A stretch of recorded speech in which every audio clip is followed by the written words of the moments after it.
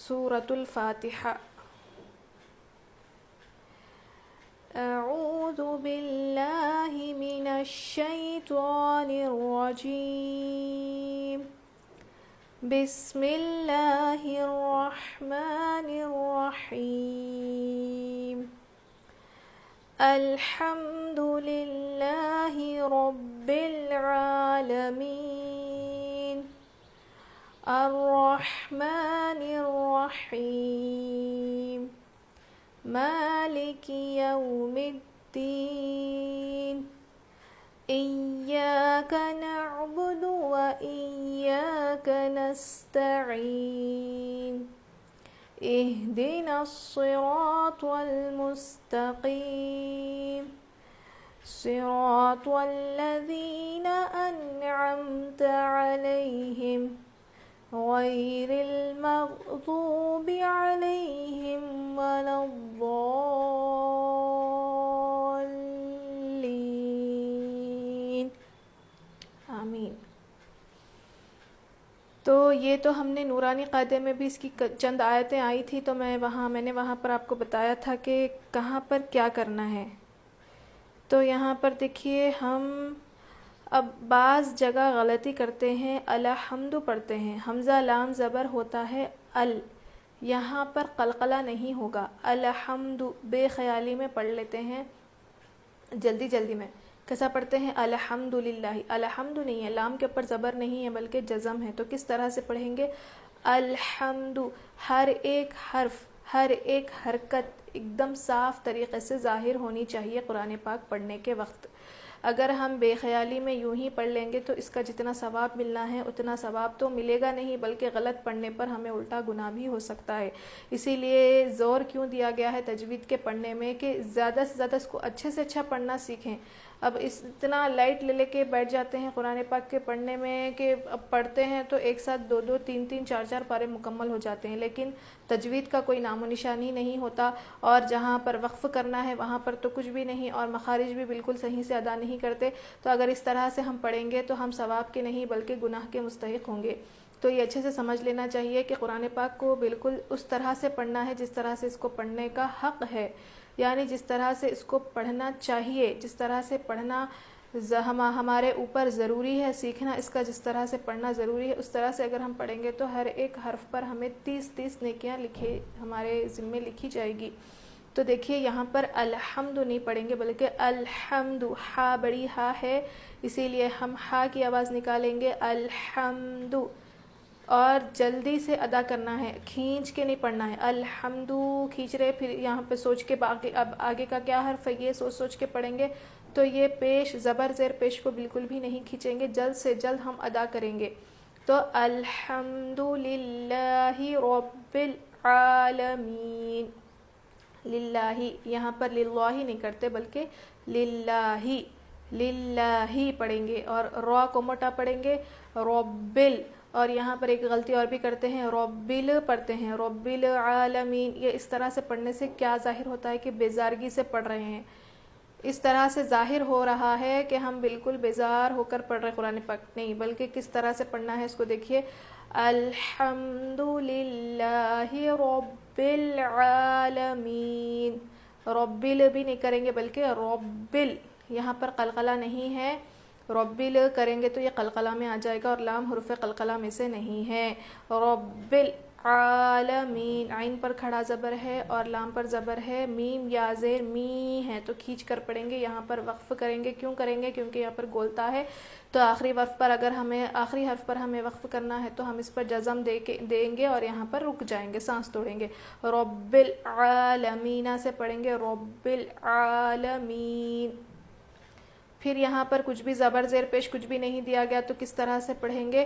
تو یہ پڑھیں گے ہم یہ بات کے حرف پر جو حرکت ہے وہی حرکت یہاں پر بھی ہوگی. اگر بات کے حرف پر جو ہے زیر ہوتا تو ہم یہاں پر زیر لگاتے، لیکن یہاں پر زبر ہے اسی لیے یہاں پر کوئی حرکت دی نہیں گئی. تو ہم کس طرح سے پڑھیں گے؟ زبر ہونے کی وجہ سے گرامر ہے عربک کا کہ آگے کے حرف پر جو حرکت ہوتی ہے وہی ہم یہاں پر بھی لگائیں گے. الرحمن الرحیم.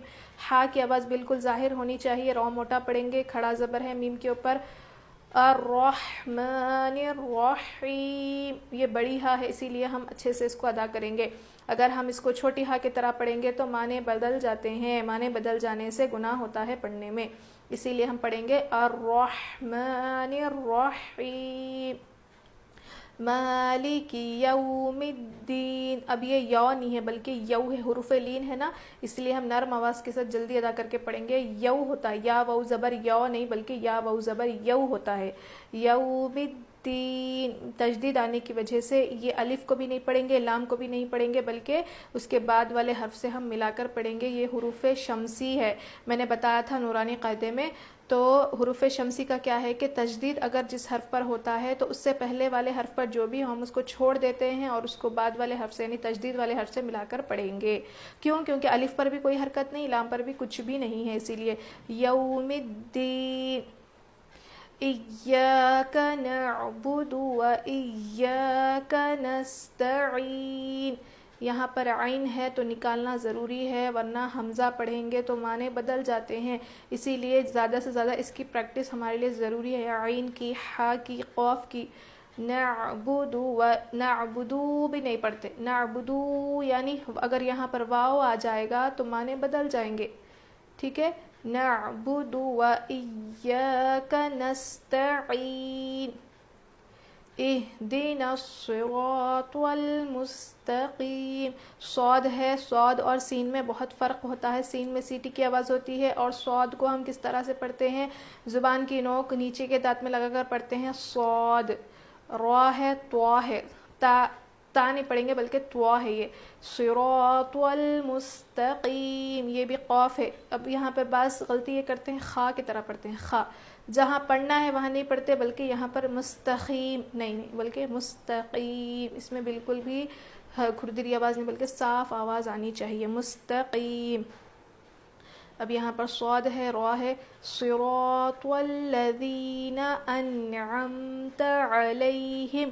دیکھیے یہاں پر ذال ہلکا پڑھیں گے، ذال ہلکا پڑھتے ہیں. صراط الذین، لذینہ پڑھیں گے تو معنی بدل جاتے ہیں. ذال نہیں ہے بلکہ زا نہیں ہے بلکہ ذال ہے اور ذال کو ہلکا پڑھتے ہیں. انعمت. اب یہاں پر کیا غلطی کرتے ہیں، انعمت پڑھتے ہیں. انا نہیں ہے، یہاں پہ نون کے پر جزم ہے، زبر نہیں ہے.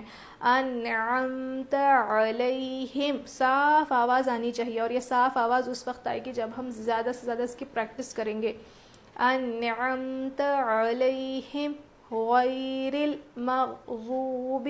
اب یہاں پر کیا غلطی کرتے ہیں، رل پڑھتے ہیں. رل نہیں ہے بلکہ یہ رل ہے. غیر صاف آواز. غیر المغضوب. ضاد موٹا پڑھتے ہیں، ضاد.